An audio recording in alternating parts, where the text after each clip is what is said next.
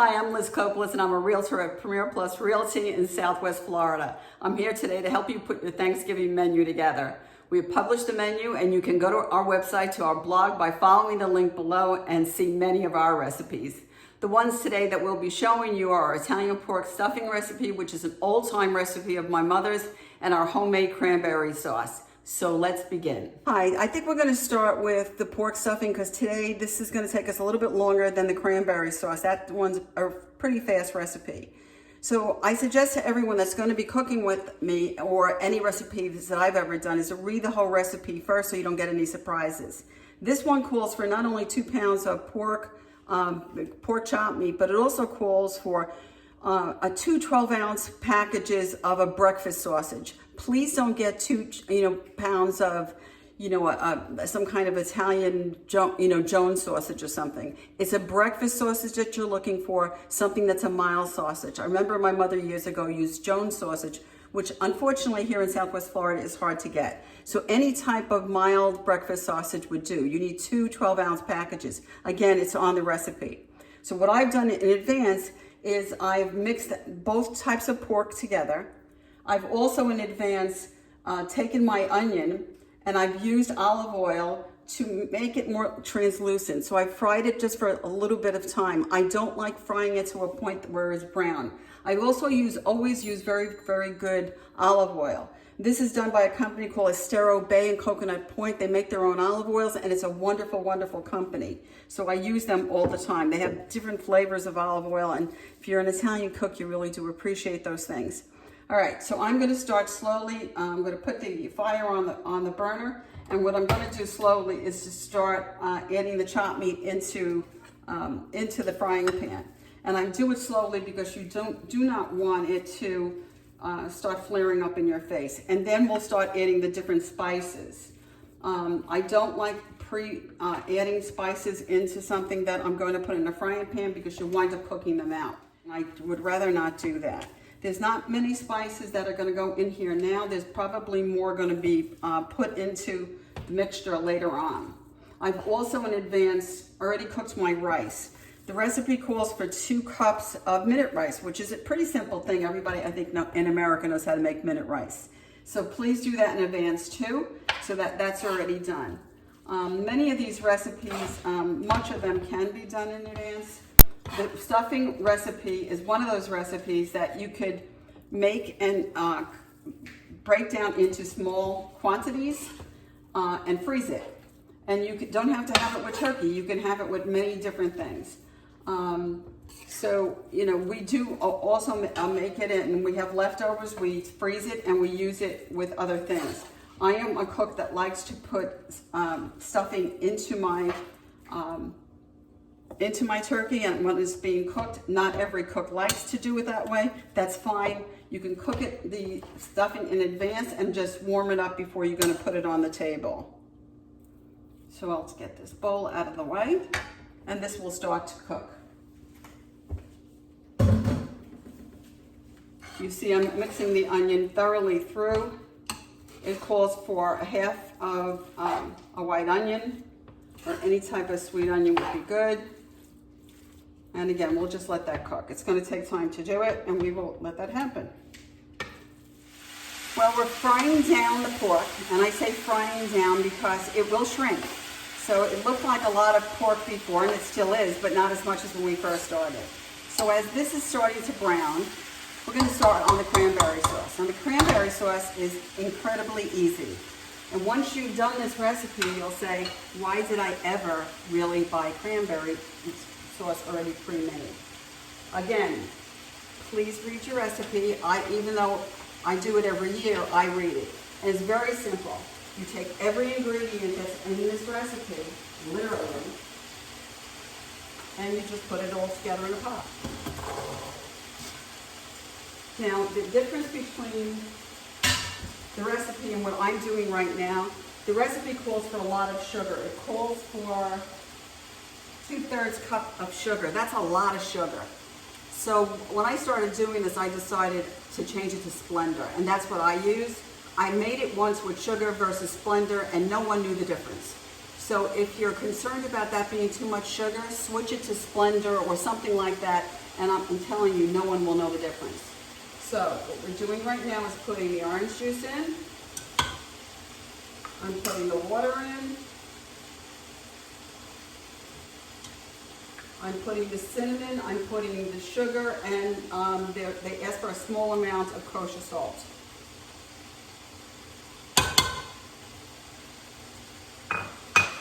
I'm going to put my burner on, and I'm going to just simmer it.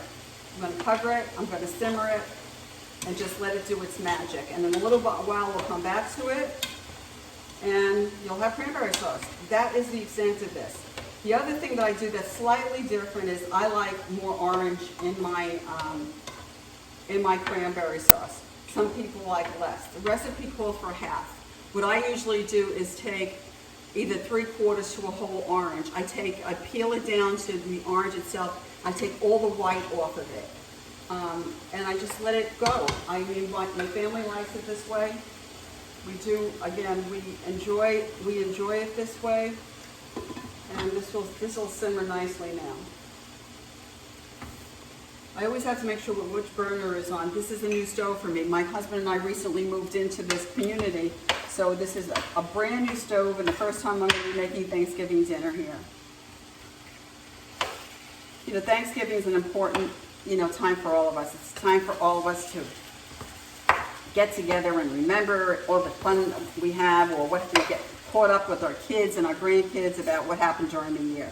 So this year is going to be a little bit different. And I see a lot of my friends and family that, they're hanging on to the issue of, what we can't do. And I think we should, start thinking about how lucky we've been. Now, we had a lot of fun in our Thanksgivings. We've got a big family, and our Thanksgivings weren't only on Thursdays, because we have yours, mine, and our situation, lots of kids, lots of grandkids. So we had, sometimes they would be able to come to us on Thursday, and sometimes they'd be able to come to us on Friday.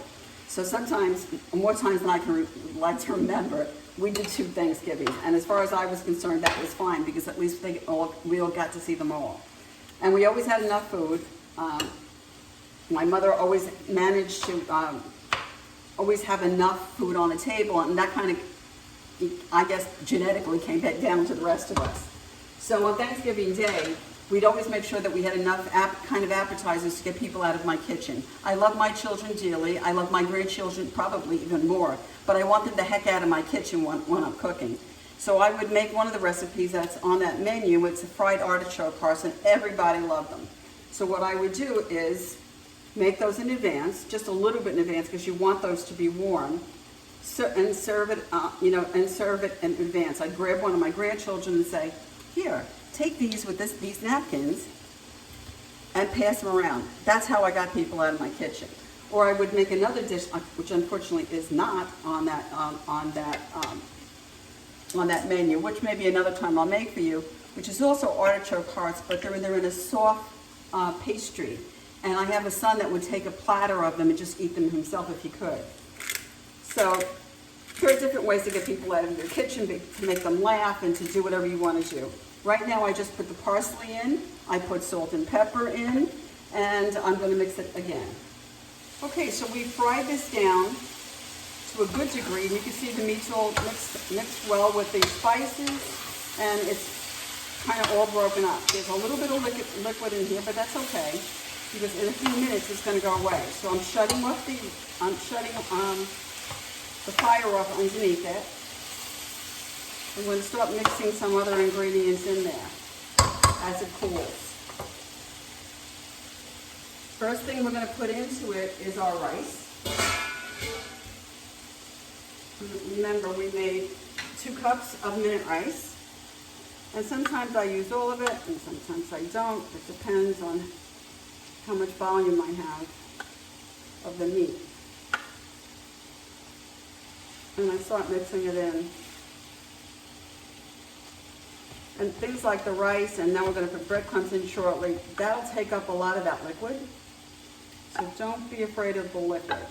And you don't want to overcook the meat, because once you overcook the meat, you can't uncook it. And you will be cooking this again inside your turkey. If you're going to do that, you will be warming it up again. So, you know, if you constantly overcook something and then cook it again, it's going to taste very, very dry, and you don't want that to happen. So, don't be afraid if you see that, oh, it's not brown enough. It's not supposed to be. That's not the purpose of this. So I'm going to take this out of here for now so I could use the wooden spoon instead. I have wooden spoons in every shape, color, and description. One of my favorite tools.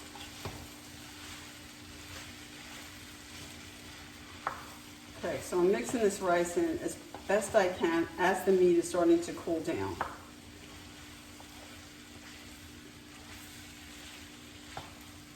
Again, it's adding some nice volume to the meat.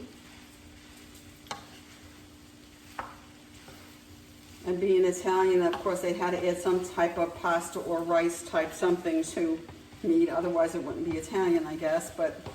And I don't know how she came up with this recipe. Unfortunately, my grandmother passed when I was very, very young. But I can't imagine my Italian grandmother using Jones sausage for anything. So I think this was a recipe that my mother originated. I don't think this is one that went as far back as my grandmother. Or if it was, she didn't use like a store-bought sausage. She used something else. And knowing my grandmother, she probably made the sausage. In my family, we made our own sausage. We never actually bought sausage. Okay, so now I'm going to add in the breadcrumbs. Again, look at your recipe. It'll give you the right volume. And I always use Italian breadcrumbs. I never use plain breadcrumbs. It's like why bother? So we use Italian breadcrumbs and we start mixing that in. Don't try to mix everything in at one time. Let the different flavors get mixed up, you know, one by one. Okay, now we're ready for the cheese. The breadcrumbs and the rice have been thoroughly mixed in. We use Locatelli cheese. It's the one cheese that's been like a staple in my family for many years. Sometimes it's not the easiest to get. We get it from Mario's in Fort Myers and we love it. I am thrilled when I see it in a grocery store. It gives much more oomph to your meal than the other Italian cheeses. It's a fresh cheese. They grate it for you. And it is absolutely delicious. It is on the sharp side, but then again, with all of these other ingredients that you are putting in this, you want something that's going to be able to stand up. Now, what I would do with this right now, if my bird was ready, I would stuff it. It is not, of course, because we're days before Thanksgiving right now. So what I would do right now is put it in whatever container I'm going to use to store it. But basically, ladies and gentlemen, our stuffing is done. Let's check on our cranberry sauce and see how that's doing. And this is basically done too. This needs maybe just a couple more minutes. But then what we would also do is put this in a container and cool this down. Please always serve your cranberry sauce cool. I can't imagine hot cranberry sauce, but I've heard a lot of crazy things. But I think this is about done. So what I'm going to do is shut the fire off. Let everything cool down. Thank you for coming into our home. Please feel free again to visit our blog for more recipes and share with us your recipes. We wish you a safe and blessed Thanksgiving from our house to yours.